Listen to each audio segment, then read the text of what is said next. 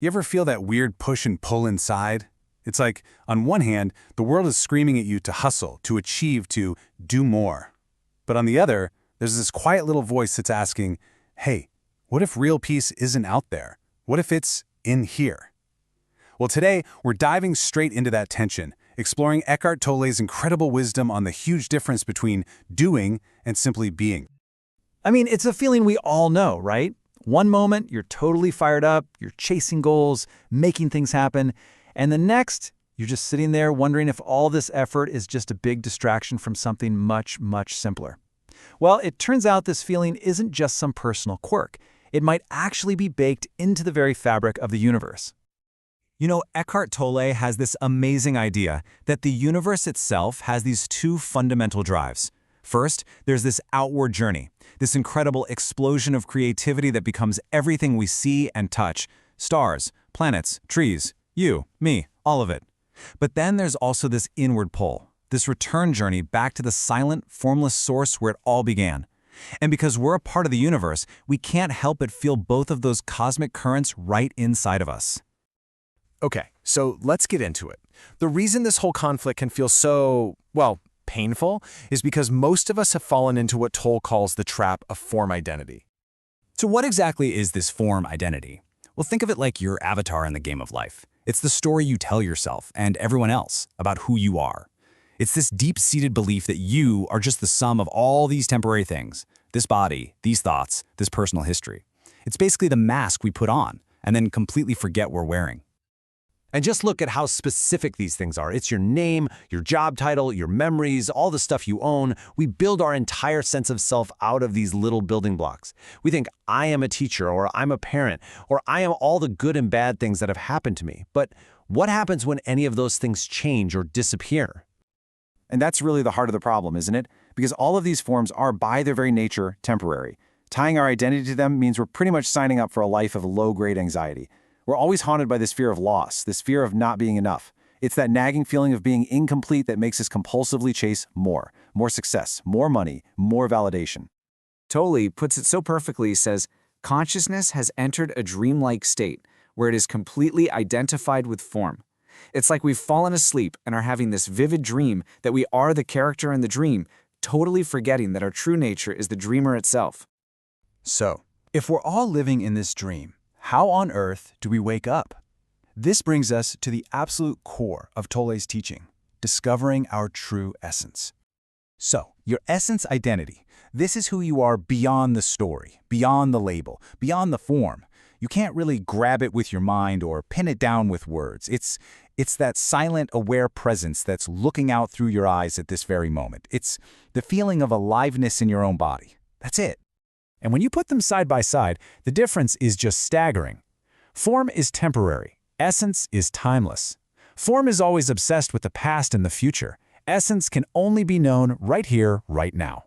The form identity thinks, I have a life, which means, of course, that it can be lost. But your essence identity knows, I am life. Huge difference. Now, the crucial thing to get here is that you can't think your way to this essence. It's not a puzzle to solve. It's actually found in the gaps between your thoughts, in those little moments of pure, simple presence. It's only accessible through inner stillness. Now, I know what you might be thinking. This all sounds like we're supposed to become some passive monks sitting on a mountaintop, right?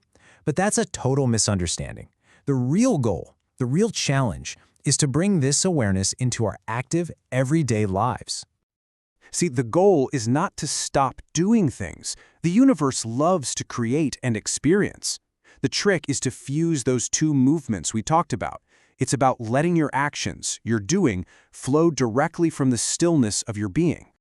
And when that happens, you get what Tolle calls conscious doing. This is a whole different ballgame. This isn't action that's driven by neediness or fear or ego.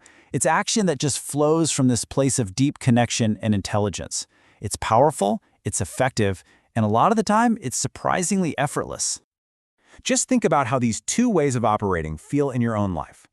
Unconscious doing is always reactive, it's obsessed with the result, and that just creates stress and resistance.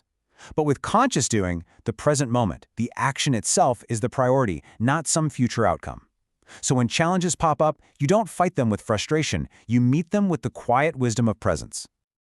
Ultimately, it all comes down to this simple truth. Just like any good house needs a solid foundation to stand on, all of our effective and meaningful actions need the foundation of conscious being. Without it, our best efforts often just end up creating more problems for ourselves and for everyone else.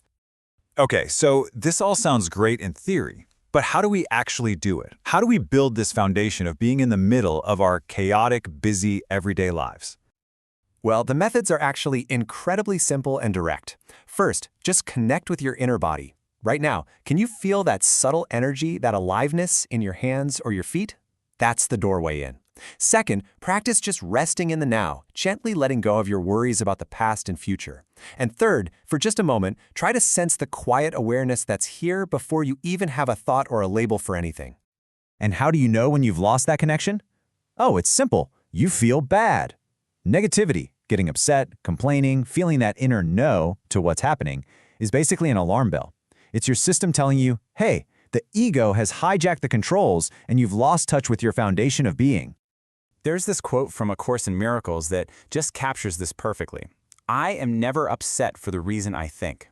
That person or that situation isn't the real cause of your suffering. The real cause is that you've lost your inner connection to being. The external thing is just the trigger that shows you where you're at.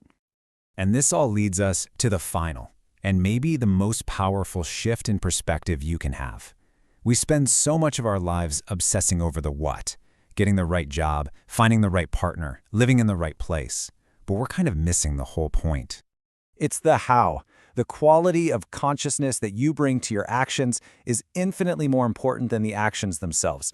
I mean, you could be washing the dishes with total presence and bring more light into the world than a stressed out CEO who's running an empire from a place of fear and greed. So, I want to leave you with this question to take with you.